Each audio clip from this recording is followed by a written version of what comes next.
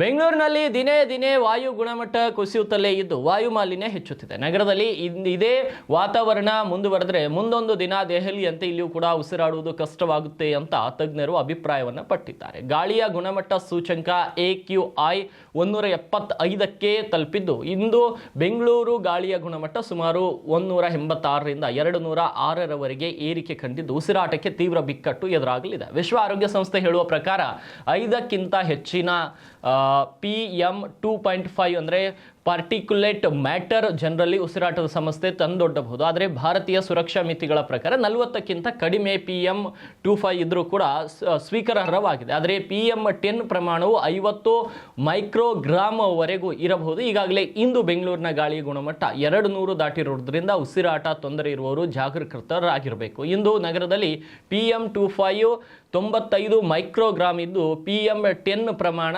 96 ಇದೆ. PM ಅಂದರೆ ಗಾಳಿಯಲ್ಲಿರುವಂತಹ ಕಣಗಳು. PM 2.5ನ ಈ ಕಣಗಳು ವಾಹನದ ಹೊಗೆ, ಕೈಗಾರಿಕೆ ಹೊಗೆ ಹಾಗೂ ಇಂಧನಗಳ ಹೊಗೆಯಿಂದ ಉತ್ಪತ್ತಿ ಆಗುತ್ತದೆ. ಹಾಗೂ PM 10ನ ಕಣಗಳು ಕನ್ಸ್ಟ್ರಕ್ಷನ್ನ ಧೂಳು ಮತ್ತು ಪರಾಗದಿಂದಲೂ ಉತ್ಪತ್ತಿ ಆಗ್ತದೆ. ಎರಡರ ಪ್ರಮಾಣ ಮಿತಿ ಮೀರಿದಾಗ ಸಾರ್ವಜನಿಕರಲ್ಲಿ ಅಸ್ತಮದಂಥ ಉಸಿರಾಟದ ತೊಂದರೆಗಳು ಕೂಡ ಎದುರಾಗುತ್ತೆ. ಕೇವಲ PM ಮಾತ್ರವಲ್ಲದೆ ಕಾರ್ಬನ್ ಮೊನಾಕ್ಸೈಡ್, ಓಝೋನ್ ಮತ್ತು ನೈಟ್ರೋಜನ್ ಡೈಆಕ್ಸೈಡ್ಗಳ ಹೆಚ್ಚಳವು ಕೂಡ ಗಾಳಿಯನ್ನು ಉಸಿರಾಡಲು ಅನರ್ಹವಾಗಿಸುತ್ತದೆ. ಸದ್ಯ ಬೆಂಗಳೂರು ಮಾತ್ರವಲ್ಲದೆ ಅರೆಕೆರೆ, ಬೆಲ್ಲಂದೂರು ಸೇರಿದಂತೆ ಸುತ್ತಮುತ್ತಲಿನ ಹಲವು ಪ್ರದೇಶಗಳಲ್ಲಿ ಕೂಡ ಗಾಳಿಯ ಗುಣಮಟ್ಟ ತೀವ್ರ ಕುಸಿತ